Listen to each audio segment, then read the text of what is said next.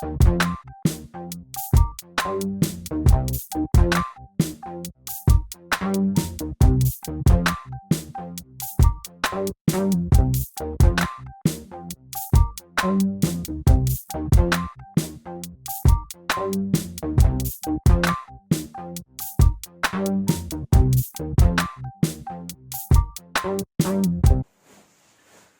Everyone, मैं Chandrashekhar Sharma.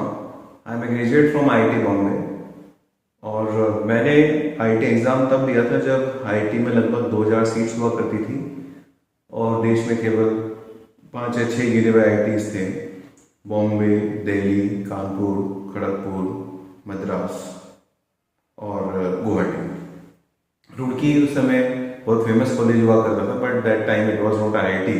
In fact Roorkee के लिए एक डिफरेंट एग्जाम हुआ करता था जो रुड़की खुद कंडक्ट करवाते थे। तो उस समय पर हमने जब आईआईटी एग्जाम्स दिए, मैं एक बहुत छोटे से गांव का रहने वाला हूँ, तो मुझे इतना भी आइडिया नहीं था कि आईआईटी के अंदर जाने के बाद मुझे करना क्या होगा, मतलब किस तरह के कोर्सेज होंगे। I was completely unaware of that. मैंने बस 12th क्लास क्लियर किया। 12th क्लास के बाद मैंने इंजीनियरिंग एग्जाम की तैयारी करनी थी, तो आई स्टार्टेड फॉर आईआईटी और आईआईटी क्लियर हो गया। उसके साथ साथ राजस्थान पीटी भी क्लियर हो गया। तो I just had an information कि राजस्थान पीटी से मुझे राजस्थान के कॉलेज मिलेंगे और आईआईटी एग्जाम दूंगा तो मुझे नेशनल लेवल के कॉलेजेस मिलेंगे जहां पर बहुत अच्छी पढ़ाई होती है। तो ये मेरा एक छोटा सा इंट्रोडक्शन है। और मैं थोड़ा सा और आइडिया दूं तो मैं कह सकता हूँ कि मैं लगभग 25,000 आईटीएस के कांटेक्ट में आज तक आया हूँ। मेरे ख्याल से मेरे बैच में सबसे ज़्यादा आईटीएस के कांटेक्ट में मैं आया हूँ। आई एम लकी पर्सन, क्योंकि जब मैं आईआईटी प्रिपरेशन कर रहा था तो मेरे साथ के बहुत सारे बच्चे आईआईटी में सेलेक्ट हुए। When I was in IIT, मेरे आगे के 3 बैच और पीछे के 3 बैच, लगभग 500 बच्चे इधर बैच में थे। तो लगभग 500 बच्चे अगर हर बैच में थे तो 4000 बच्चों के संपर्क में मैं तब आया। उसके बाद से मैं कोटा में फिजिक्स पढ़ा रहा हूँ और फिजिक्स पढ़ाने की वजह से आई एम फॉर्चुनेट एनफ कि मुझे हर साल लगभग 2000-3000 आईआईटीएस के कांटेक्ट में आने का मौका मिल जाता है। एवरेज 2000 अगर आप माने, मेरा पिछले 15 सालों का करियर है, तो मोटे तौर पर मैं 30,000 बच्चों के संपर्क में अभी तक आया हूँ। इस मोमेंट पर मैं आपके सामने ये वीडियो लेकर के या ये बात इसलिए करना चाहता हूँ, एक तरह से मेरे मन की बात है कि मैं आपके सामने उन बच्चों के सामने मैं आना चाह रहा था, उन बच्चों को मैं अपने मन की बात बताना चाह रहा था जो आईआईटी की तैयारी कर रहे हैं, वो have a passion for IIT, जिन्होंने अपने 1 साल 2 साल डेडिकेट किया आईआईटी के लिए। प्लस उन बच्चों से भी बात करना चाह रहा था जो आने वाले समय में आईआईटी एग्जाम देंगे, क्योंकि कई बार डायनेमिक सिचुएशन होती है। बच्चे जब आईआईटी की तैयारी करते हैं तो उनके मन में ये कॉन्फिडेंस नहीं रहता, या कहीं से इधर उधर वीडियोज में या कहीं न से इंफॉर्मेशन उनको मिल जाती है कि आईआईटी में जाने के बाद हो सकता है अच्छी जॉब ना लगे, आईआईटी में जाने के बाद फलाना होगा, आईआईटी के अंदर जो है करिकुलम बहुत टफ है, आईआईटी के अंदर बहुत सारी फीस लगती है, ऐसा क्या है खास आईआईटीज में। कई बार आपको मिल जाता है कहीं ना कहीं मटेरियल, इस तरह का नेगेटिव मटेरियल आईआईटी के लिए भी मिल जाता है। तो मैं इस वीडियो के माध्यम से आपको बताना चाह रहा हूँ कि आईआईटी में क्या पॉजिटिव बातें हैं जिनकी वजह से आपको आईआईटी की तैयारी करनी चाहिए दिल से और पूरी तरह से कोशिश करनी चाहिए। जो बच्चे आने वाले समय में आईआईटी की तैयारी करने का सोच रहे हैं, जो भी 9th में 10th में है, उनके लिए भी हो सकता है कि एक मोटिवेशनल पार्ट हो कि आईआईटी में उनको ये सब मिलेगा। तो देखिए, एक एक पॉइंट से मैं स्टार्ट करता हूँ। सबसे पहला पॉइंट जिस पर आईआईटी मेरे ख्याल से इस देश के सबसे नंबर 1 इंजीनियरिंग कॉलेजेस होंगे, वो है लीगेसी। आईआईटीज की अपने आप में बड़ी लीगेसी है। 60-60 साल 50-50 साल पुराने कॉलेजेस हैं। और लीगेसी का फायदा ये मिलता है कि हर पिछले साल की गलतियों से प्रोफेसर्स बच्चे नए साल के करिकुलम में चेंजेस करते हैं। हर पिछले साल से पास आउट हुए बच्चे मार्केट में जाते हैं, प्रोफेशनल लाइफ जीते हैं और आपके ब्रांड एम्बेसडर बनते हैं। आईआईटीज को 2-4-5 साल पुराने इंस्टीट्यूट्स नहीं है कि जो अभी आए हैं और आते ही एकदम से फेमस हो गए। आईआईटीज फेमस हुए अपनी मेहनत से, अपने कैरिकुलम को फॉलो करने से। वहां पर जो बच्चे एंटर होते हैं वो वहां पर जाकर के जो मेहनत करते हैं, या ये कह दो कि मेहनत, वो उनको पता नहीं चलता कि वो मेहनत कर रहे हैं। उनको ऐसा लगता है कि चीजें बड़े लाइट वे में हो रही, क्योंकि अगर ये मेरा वीडियो आईआईटी में पढ़ने वाले बच्चे देखेंगे तो कहते हैं अच्छा मेहनत हम कहाँ कर रहे हैं, लेकिन उनको पता नहीं चलता अननोइंगली वो जो उनका क्रेडिट सिस्टम होता है वो अननोइंगली उसमें खूब मेहनत करते हैं और पास आउट होकर जब निकलते हैं तो वो देश के सबसे बेस्ट इंजीनियर्स में से होते हैं।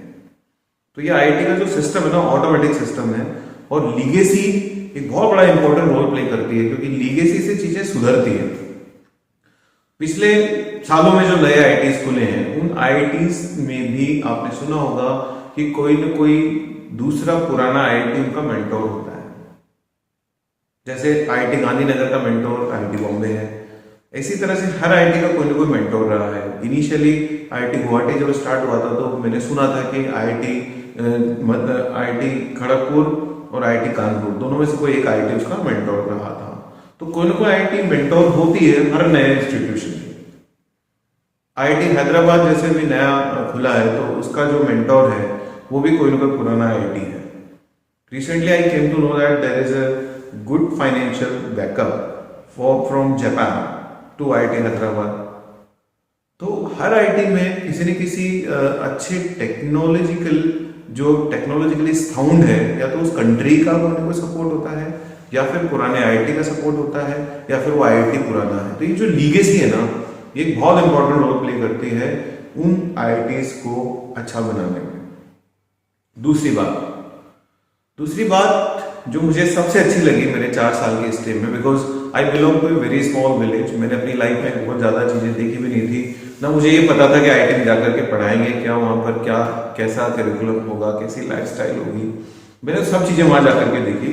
तो मैंने देखा कि आईआईटीज जो हैं एक तरह से उन इंजीनियरिंग कॉलेजेस में से माने जा सकते हैं जो सबसे ज़्यादा एडॉप्टिव है। एडॉप्टिविटी किस सेंस में? नए कोर्सेज स्टार्ट करने में आप बात करिए, नई टेक्नोलॉजी को इंक्लूड करने में बात करिए, नई लैब सेटअप करने में बात करिए। अभी रिसेंट में एग्जांपल बताऊं, I have attended a seminar on artificial intelligence in IIT Delhi. It was for 2 days। ये पैन आईआईटी का एक इवेंट था जिसको मैंने अटेंड किया। मुझे वहां पर इतनी सारी जानकारी मिली। पहली जानकारी जो शायद आप लोगों को भी होगी, आईआईटी हैदराबाद ने बीटेक स्टार्ट किया आर्टिफिशियल इंटेलिजेंस में। आईआईटी हैदराबाद ऑलरेडी एमटेक करवा रहा था आर्टिफिशियल इंटेलिजेंस में। एशिया की शायद पहली या दूसरी कह सकते हो इंस्टीट्यूशन है जो आर्टिफिशियल इंटेलिजेंस का बैचलर कोर्स करवा रहा है। ये कोर्सेज अभी केवल एमआईटी में अवेलेबल है, बाकी अवेलेबल होंगे लेकिन उस लेवल के नहीं है। Artificial intelligence is the future of world. आने वाले समय में चाहे मेडिसिन हो, चाहे जुडिशरी हो, चाहे आपका ये ये कह सकते हो रूटीन लाइफ हो, हर जगह आर्टिफिशियल इंटेलिजेंस जो है वो आने वाले समय में आपको दिखाई देगा। आपने सुना होगा ड्राइवरलेस कार। अब ड्राइवरलेस कार अगर कोई प्लान करता है तो इसका मतलब इट इज आर्टिफिशियल इंटेलिजेंस। आपने सुना होगा कि आने वाले समय में रोबोट्स जो है वो डॉक्टर का काम करेंगे और उनको एक तरह से सारी इंफॉर्मेशन में फीड कर दी जाएगी कि यदि ब्लड में ये रिपोर्ट आती है तो किस तरह की मेडिसिन सजेस्ट करनी चाहिए। बस रोबोट्स के साथ उसमें खाली इंटेलिजेंस डालना जरूरी है कि वो डॉक्टर की तरह बात भी करे। तो आने वाले समय में वो सब फीचर्स आपको रोबोट्स में मिलेंगे। रिसेंटली मैंने एक न्यूज़पेपर में पढ़ा था कि ऑपरेशंस जो है रोबोट कर देते हैं। तो ऑपरेशन जैसी चीज तो रोबोट कर देते हैं और बहुत फास्ट रेट से करते हैं, बहुत एक्यूरेसी के साथ करते हैं। हजारों लाखों की संख्या में मुकदमे पेंडिंग पड़े हैं। यदि जुडिशरी में आर्टिफिशियल इंटेलिजेंस लागू हो जाता है तो आप सोचिए कि हमारे लिए कितना अच्छा होगा। तो मैं बात कहां से करना चाह रहा था, बात ये करना चाह रहा था कि अगर आर्टिफिशियल इंटेलिजेंस की बात करें, आज हर आईआईटी में कुछ न कुछ इस पे चल रहा है and they are the first and you can say मतलब सबसे शुरुआत में, इंडिया में तो सबसे शुरुआती इंस्टीट्यूशन है जिन्होंने इस पे काम करना स्टार्ट किया है। उसी सेमिनार में जब मैं अभी बात कर रहा था, आईआईटी दिल्ली में जो कॉन्क्लेव था उसमें ही आईआईटी दिल्ली के डायरेक्टर जो थे उन्होंने एक इंफॉर्मेशन दी कि एम्स के साथ मिलकर के they have started some projects, जिसमें एम्स और आईआईटी दिल्ली के प्रोफेसर्स मिलकर के कुछ डिफरेंट प्रोजेक्ट्स कर रहे हैं, लैब सेटअप्स कर रहे हैं, ताकि मेडिसिन और इंजीनियरिंग दोनों को मर्ज करके कुछ अच्छा निकाल सके। और हो सकता है उनकी कुछ प्रॉब्लम्स हो जो कि इंजीनियरिंग से इजीली सॉल्व हो सकती हो, तो हम लोग उनको टेक्निकल हेल्प दें और एक ऐसी प्रोडक्ट निकाल करके लाएं, कुछ इस तरह की रिसर्च करें जो हमारे पूरी दुनिया के लिए बहुत यूजफुल हो। नैनो टेक्नोलॉजी की आप बात करिए, आईआईटीज में सबसे पहले उनके कोर्सेज स्टार्ट हुए। आप किसी भी टेक्नोलॉजी की बात करें, कंप्यूटर साइंस की बात करें, एक जमाना था जब आईआईटी कानपुर का जो कंप्यूटर साइंस था वो वर्ल्ड फेमस था। आज तो फिर सारे आईआईटीज के कंप्यूटर साइंस बहुत अच्छे हैं, बट जब मैं स्टूडेंट हुआ करता था तो आईआईटी कानपुर के कंप्यूटर साइंस के लिए लोगों में मारामारी मची होती थी कि आईआईटी कानपुर का कंप्यूटर मिल गया, वो मतलब एक बहुत बड़ा अचीवमेंट हो गया। आज की तारीख में क्या है, बाकी आईआईटीज के कंप्यूटर्स भी बहुत अच्छे हैं, इनफैक्ट कई और कॉलेजेस के कंप्यूटर साइंस ब्रांच भी बहुत अच्छे हैं, बट मैं जस्ट एक आइडिया बता रहा था कि they are the first to start. तो अपने आप को बदलने में, चीजों को अडाप्ट करने में अगर कोई सबसे सही संस्थान अब मेरे को कहीं दिखाई दिए तो वो है IITs. So this is the second point why one should vouch for IIT. अभी तक हमने दो पॉइंट्स डिस्कस किए, एक था लीगेसी जो आईआईटीज के पास है, और दूसरा है उनका अडेप्टेबिलिटी। वो सबसे पहले चीजों को अडेप्ट करते हैं और सबसे सही तरीके से उनको इम्प्लीमेंट करते हैं। अब जो अगला पॉइंट जिसमें मैं बात करना चाहूंगा, जो एक प्लस पॉइंट है आईआईटीज के लिए, वो है the balance between academic and non academic और को करिकुलर एक्टिविटीज। आईआईटीज में इसका बहुत जोरदार बैलेंस होता है, और कोई स्टूडेंट जब आईआईटी में जाता है तो ऐसा नहीं कि उसको एकेडमिक्स में ही पूरा दिन गुजारना होता है, उसका लगभग लगभग बराबर हिस्सा नॉन एकेडमिक को करिकुलर एक्टिविटीज में जाता है। एग्जाम्पल के तौर पे आईआईटीज के अंदर एंटरप्रेन्योरशिप सेल होती है जहां पर वो अपने बिजनेस आइडियाज, एंटरप्रेन्योरशिप स्किल्स को डेवलप कर सकता है। रोबोटिक्स सेल होती है। उसके अलावा आईआईटीज में बहुत शानदार फैसिलिटीज होती है, लाइब्रेरी फैसिलिटी होती है। अगर आप स्पोर्ट्स के आप पसंद करते हैं तो आपको स्पोर्ट्स की सारी फैसिलिटीज मिलेंगी। जैसे आईआईटी के अंदर, आईआईटी बॉम्बे के अंदर मैं जब था तब भी बहुत शानदार क्वालिटी का स्विमिंग पूल था, और आज भी वहां पर अभी जो नया स्विमिंग पूल है वो ओलंपिक लेवल का स्विमिंग पूल है, काफी बड़ा स्विमिंग पूल है। जब मैं वहां पढ़ता था तो महाराष्ट्र के लगभग सारे जो कॉम्पिटिशन हुआ करते थे, स्टेट लेवल कॉम्पिटिशन, उनके लिए आईआईटीज के स्विमिंग पूल को वो लोग लिया करते थे। तो एक पूरी फैसिलिटी वहां पर आपको मिलती है ताकि आप अपने एकेडमिक्स के साथ साथ दूसरी चीजों को भी डेवलप कर सकें। चौथा पॉइंट जो मुझे पॉजिटिव लगता है कि हमको आईआईटी को में जाने के लिए प्रेरित करेगा, वो है flexibility in your academic curriculum. आप चाहे मैकेनिकल के हो, चाहे आप केमिकल के हो, चाहे इलेक्ट्रॉनिक्स के हो, यदि आपका इंटरेस्ट मैनेजमेंट के कोर्सेज में है तो आप मैनेजमेंट के इलेक्टिव्स ले सकते हैं। यदि आपका पर्टिकुलर किसी भी डिफरेंट सब्जेक्ट के प्रति, डिफरेंट टॉपिक के प्रति आपका अगर झुकाव है तो आप उसमें कोर्सेज कर सकते हैं। इस बात की फ्लेक्सिबिलिटी आपके पास होती है। मैं आपको कुछ एग्जांपल्स लेके बताता हूँ। जैसे ये तीसरा और जो चौथा पॉइंट है, इसी से हो सकता है कि कहीं ना कहीं ये सब चीजें लिंक्ड हो। नॉन एकेडमिक एक्टिविटीज जैसे कि हो सकता है आपको आर्ट एंड क्राफ्ट का शौक हो सकता है आपको डायरेक्शन का शौक हो सकता है कि आपको म्यूजिक का शौक हो सकता है कि आप अच्छे स्पोर्ट्स पर्सन हो सकता है कि आपको लाइजनिंग, पब्लिक स्पीकिंग का शौक हो। तो बहुत डिफरेंट डिफरेंट चीजें आप वहां पर सीखते हैं और सारी फैसिलिटीज आपको मिलती है। तो कुछ एग्जांपल्स लेना चाहूंगा, जैसे Nitesh Tiwari is a graduate from IIT Bombay, and वो बाय चांस मेरे हॉस्टल से भी हैं, मेरे सीनियर हैं। और उनके बारे में आप सब जानते हैं, मैं नाम लेते हैं आप पहचान जाओगे। He is director of Dangal. IIT में बीटेक करने के बाद डायरेक्टर बनना, वो भी इतने फिल्म इंडस्ट्री के इतने बड़े बड़े आर्टिस्ट को डायरेक्ट करना, ये एक बहुत बड़ी बात है, और इस चीज का कॉन्फिडेंस वहीं से मिलता है। दूसरे एग्जांपल लेना चाहूंगा आईआईटी दिल्ली के हमारे फेमस राइटर चेतन भगत। आप सबने उनकी किताबें पढ़ी होगी, स्पेशली यंग जनरेशन को बहुत पसंद आती है। तो वो मतलब एक आईटीएन होने के बाद, आईआईएम जाने के बाद, उसके बाद फिर वो एक राइटर का उन्होंने रास्ता चुना और आज वो सक्सेसफुल राइटर है। नंदन निलेकानी, वो आईआईटी से ग्रेजुएट करने के बाद उन्होंने स्टार्टअप किया और उन्होंने अपना एक डिफरेंट एक्सट्रीम पे वो अपनी कंपनी को पहुंचाया। श्री मनोहर पारिकर जो गोवा चीफ मिनिस्टर हैं, एक समय पर वो डिफेंस मिनिस्टर भी रहे। अभी उनका स्वास्थ्य थोड़ा खराब है, इस वजह से वो पॉलिटिकली हालांकि एक्टिव है, लेकिन इतने एक्टिव नहीं है। हम उनके शीघ्र स्वास्थ्य की कामना करते हैं। वो भी अपने आप में एक अलग एक्सट्रीम है कि आईआईटीएन होने के बाद पॉलिटिक्स में जाना और सीएम बनना। तो ऐसे ढेरों एग्जांपल्स हैं जो आप देख सकते हैं कि they are IITians by degree, they are engineers, but they have proved themselves in different dimensions, that too up to most successful person, up to a level of most successful person. एक example और लेना चाहूंगा, रघुराम राजन, उसके पहले सुब्बा राव। दोनों के नाम आपने सुने होंगे, दोनों आरबीआई के गवर्नर रहे हैं, दोनों आईआईटियंस हैं। तो आईआईटियंस ऐसा नहीं है कि केवल इंजीनियरिंग के क्षेत्र में ही अपना काम कर रहे हैं, वो वहां जाते हैं तो वहां पर जब वो एक्स्ट्रा करिकुलर एक्टिविटीज में पार्टिसिपेट करते हैं तो उनका कॉन्फिडेंस और बढ़ता है। उनको पता चलता है कि हमारे अंदर ये भी टैलेंट है। तो ये बहुत एक तरह से कह सकते हो पॉजिटिव पॉइंट है आईआईटी के बारे में, कि वो मतलब चाहे अगर कोई स्टूडेंट तो किसी भी दूसरे फील्ड में अपने आप को एक्सेल कर सकता है। मेरे जो तीसरे और चौथे पॉइंट थे उनसे मेरे ख्याल से आपको आइडिया लग गया होगा कि एकेडमिक फ्लेक्सिबिलिटी का जीवन में कितना रोल होता है। इंसान के अंदर बहुत सारे छुपे हुए टैलेंट होते हैं, लेकिन कौन सा टैलेंट वो लाइफ में, कौन सी टैलेंट को वो प्रोफेशनल लाइफ में चुनेगा, उसको कई बार देर से पता चलता है। तो एक बहुत अच्छा मौका होता है बच्चे के पास ये जानने का कि उसके पास क्या ऐसी चीज है जिससे वो पूरी दुनिया में अपना नाम कर सकता है या सोसाइटी के लिए एक एसेट बन सकता है। जिन लोगों के मैंने आपको नाम अभी गिना है वो सब अपनी सोसाइटी के लिए एसेट्स हैं, और वो सब एसेट्स इसीलिए बन पाए क्योंकि इन कॉलेजेस ने उनको मौका दिया कि ये आपकी जॉब सिक्योरिटी है, नाउ यू आर सिक्योर, आपको जॉब तो लगी जाएगी, अब आप अपने पैशन को जो whatever you want to do you do. या ये कह सकते हो कि वहां के माहौल में उनको मोटिवेशन मिला कि वो जो चाहते थे वो उन्होंने किया।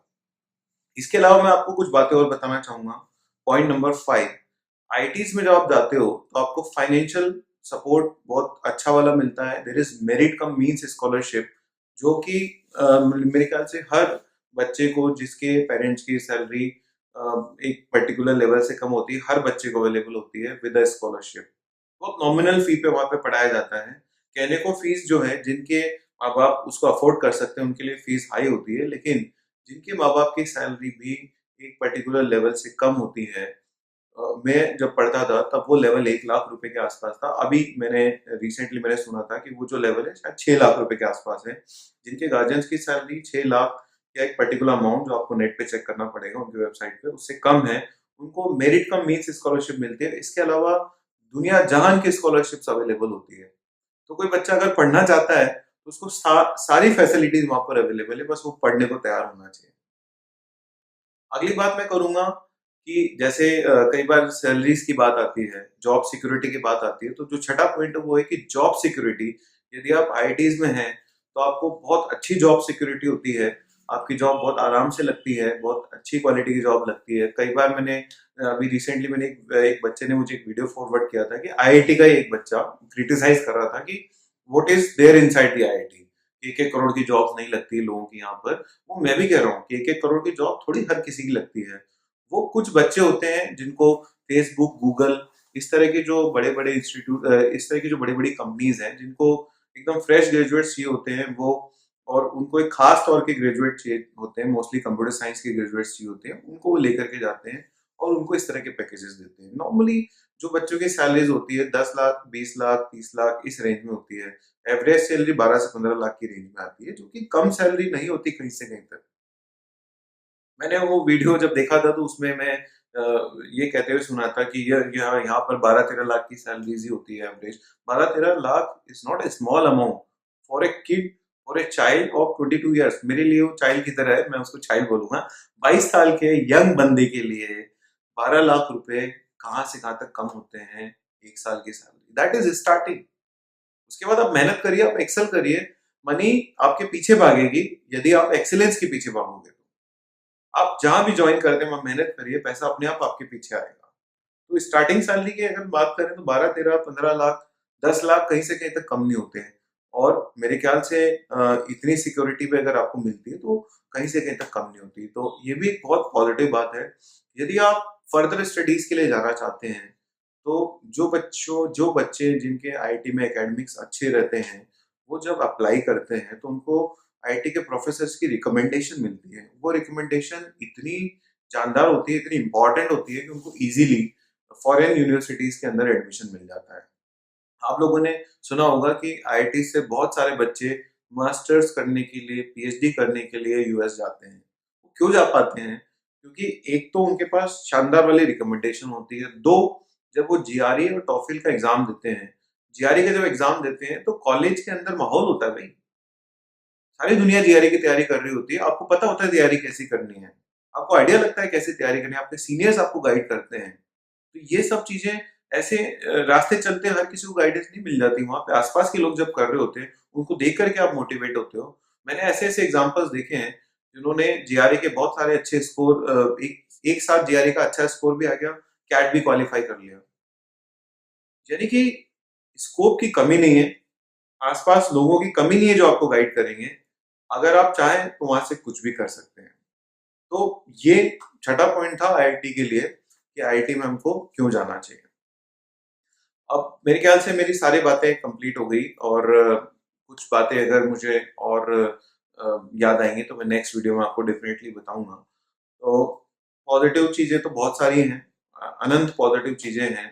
मैं एक बहुत छोटे से कस्बे का रहने वाला हूँ, और हाँ एक बात और कहूंगा, छोटे कस्बे वाले बच्चों के लिए जो प्रादेशिक भाषाएं बोलते हैं, जैसे मैं राजस्थानी बोला करता था, हिंदी भाषी बच्चों के लिए, बांग्ला भाषी बच्चों के लिए, गुजराती बच्चों के लिए, जो जो बेसिकली जो नॉन इंग्लिश स्पीकिंग वाले बच्चे होते हैं, उनके लिए आईटी बहुत अच्छे संस्थान होते हैं जहाँ पर आप अपना ओवरऑल डेवलपमेंट कर सकते हैं और एक वर्ल्ड लेवल के पर्सनैलिटी बन करके बाहर आ सकते हैं। तो हम जैसे बच्चों के लिए जिन्होंने सरकारी स्कूल्स में अपनी एजुकेशन कंप्लीट करी होती है, आईआईटीज पॉसिबिलिटीज का एक पिटारा खोल देती है। एक तरह से ढेरों पॉसिबिलिटीज आपके पास, ढेरों रास्ते आपके पास खुल जाते हैं कि आप जो चाहो जो चुनिए, और हर रास्ता यदि आपने ईमानदारी के साथ इख्तियार किया तो हर रास्ता आपको सक्सेसफुल बनाने के लिए सफिशिएंट है। लास्टली मैं ये कहूंगा कि ये वीडियो क्योंकि आईआईटी के बारे में था, why should we have a passion for IIT, इसलिए मैंने आईआईटी के बारे में ज्यादा बोला।